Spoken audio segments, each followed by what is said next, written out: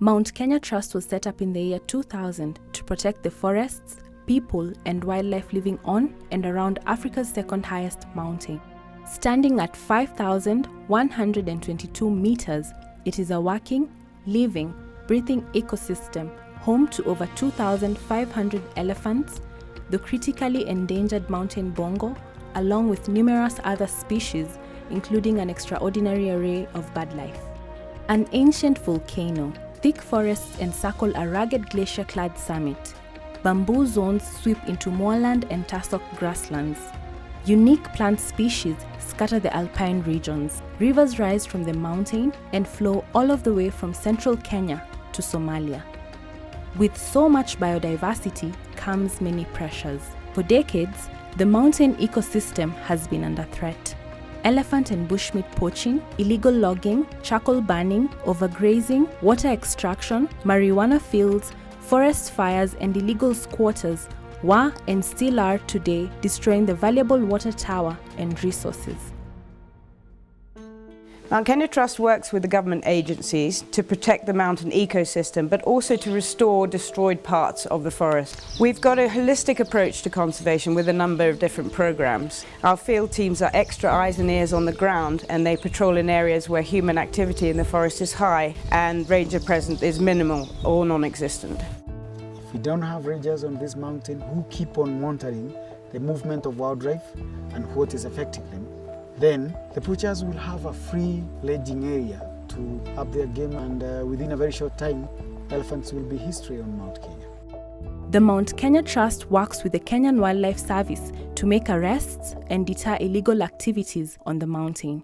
Only through regular surveillance and patrols can wildlife habitat be secured. The rangers start at the core of this business of protecting this mountain, and they drive their agenda at the bottom.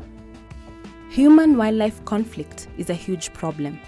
In this region, there are densely populated areas right on the boundary of wildlife habitat. Often, this results in crop raiding and property destruction, and even loss of life for people and wildlife. They have been coming to my land, shaba crops, eat, destroy.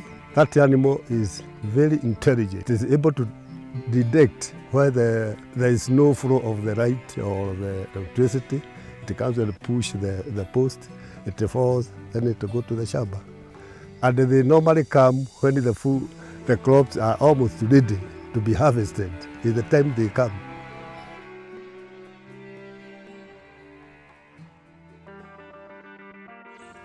Our elephant corridor helps mitigate the effects of human-elephant conflict. This 14-kilometre habitat linkage means that elephants each year can move safely between the mountain and the northern rangelands and back again. If you look at the number of wildlife from the northern moorlands, the numbers have gone up.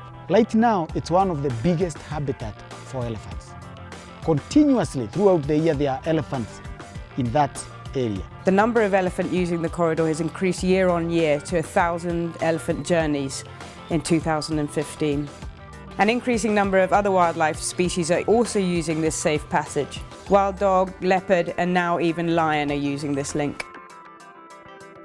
The Trust also reforests large areas of land within the National Reserve that have been destroyed in the past by settlement in the forest.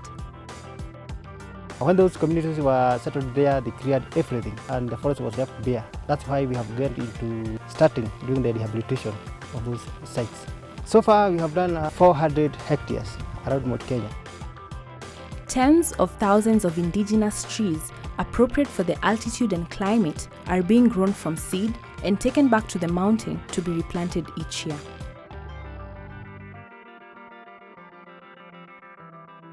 We have to involve the community in the first place. Basically, the women groups, we help them to propagate seedlings. We buy those seedlings from the women groups, and then we work together with the Kenya Forestry Service, which support the mobilization of the people who are doing the farming in the forest, and then we do the tree planting. We believe that education programs are also essential to inform the young about what can be done to protect the environment in the long run and how important our forests are.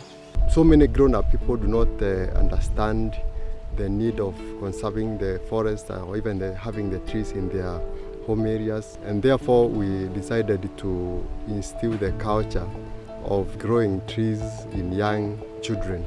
This is also going to be very important because it's going to reduce the pressure from the indigenous forest. I feel very happy because when I grow up with it, my children will be remembering me because of that tree.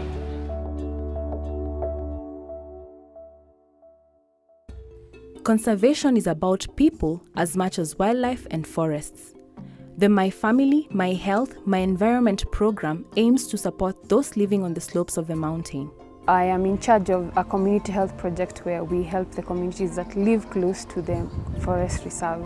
Today we are at one of our outreaches at Kibiriche Methodist Church, where we are offering several services. Family planning, cancer screening, and basic medical care are some of the facilities that are provided. We also offer free HIV testing and counseling services. We have a trained HTC counselor who joins us during the outreaches and does the testing. This makes them easier to attend our clinics because we are giving all the services for free. The powerhouse of the trust is located just outside Nanyuki. The projects are coordinated, managed, and monitored by the office with over 40 members of staff in the field. UNESCO or the World Heritage Committee thinks this is one of the most impressive landscapes in East Africa. I totally agree with them. With an 80% reduction in poaching and a stable elephant population, the impact is being felt. It's a mindset. We must change our attitude. Now, there's high demand for timber, but we are telling people there's an alternative. Who said that the bed in your bedroom should be made of camphor? You can use eucalyptus. You can use prefabricated steel to save the tree and to save the biodiversity in the forest. Looking ahead, with a young, rising population, coupled with climate change and rapid economic development, a balance must be found in order to protect the environment. Never before has Kenya's mountain needed more support.